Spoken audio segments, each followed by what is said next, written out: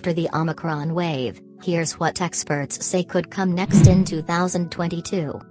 Picture a not-too-distant future when you can book that summer trip to Italy, or you don't have to remember to take off your mask for graduation photos. After the past 25 months, forgetting the pandemic for even a little while may sound like a fantasy. After all, the coronavirus has gotten our hopes up before. But infectious disease experts say there just may be an end in sight. Maybe. Well, let's say it's not outside the realm of possibility for 2022. I think if we do it right, we're going to have a 2022 in which COVID doesn't dominate our lives so much, said Dr. Tom Frieden, who was director of the U.S. Centers for Disease Control and Prevention under President Obama and is now the CEO and president of Resolve to Save Lives. What the next part of the pandemic looks like and when it will get there are what Dr. Yvonne Maldonado, an epidemiologist and infectious disease specialist at Stanford Medicine, and experts at federal agencies, academic colleagues and local public health leaders spent the holidays trying to figure out. There was a general consensus among the experts about what happens next. We really don't know exactly, Maldonado said. There are disease models and lessons from pandemics past, but the way the highly infectious Omicron variant popped up meant the scientists' proverbial crystal ball got a little hazy. None of us really anticipated Omicron, Maldonado said. Well, there were hints, but we did not expect it to happen exactly the way it did. Omicron has done a lot. More than a quarter of the COVID-19 pandemic's total cases in the United States have been reported in the past month, during the Omicron surge, according to data from Johns Hopkins University. As of Thursday, cases dropped at least 10% compared with last week in 14 states, but 26 states saw cases rise at least 10%, according to Johns Hopkins data. The wave seems to have peaked in some areas where the Omicron variant first hit in the U.S., like Boston and New York.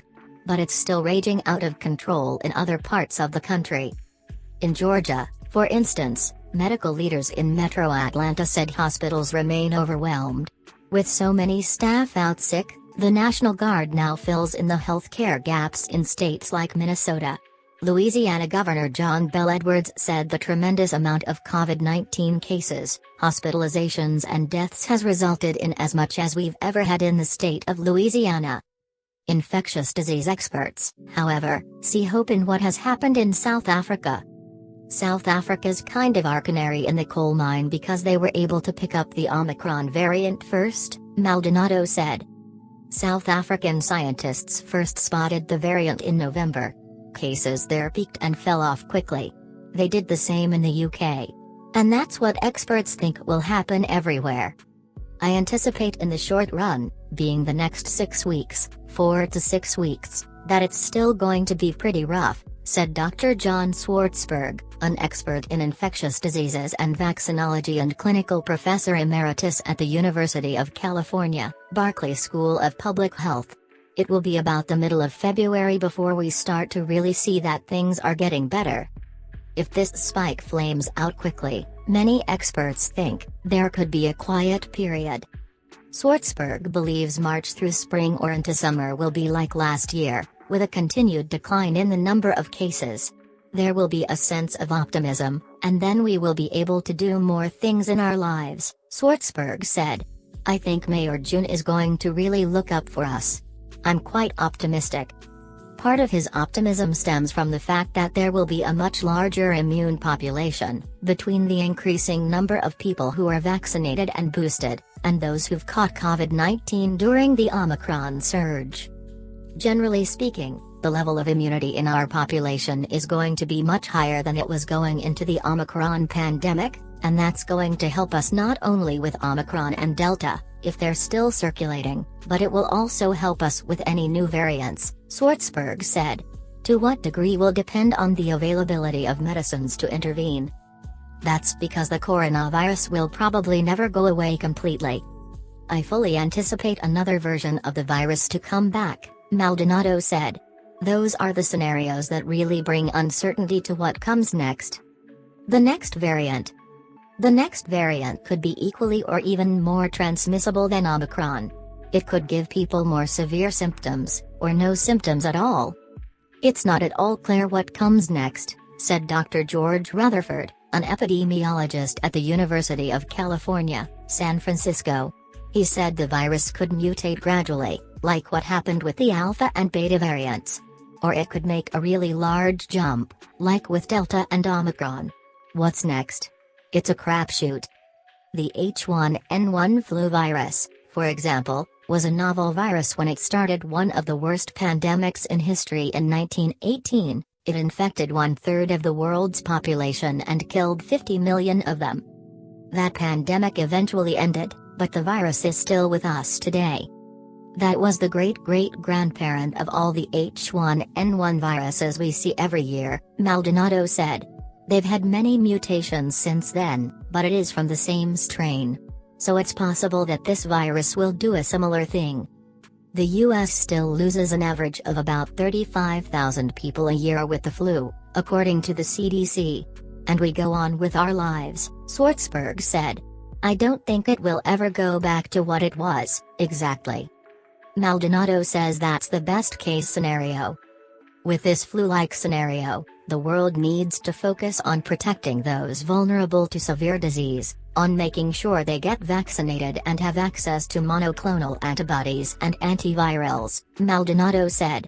Vaccine companies would need to make variant-specific vaccines so people can get a COVID-19 shot every year. The country also has to make testing better.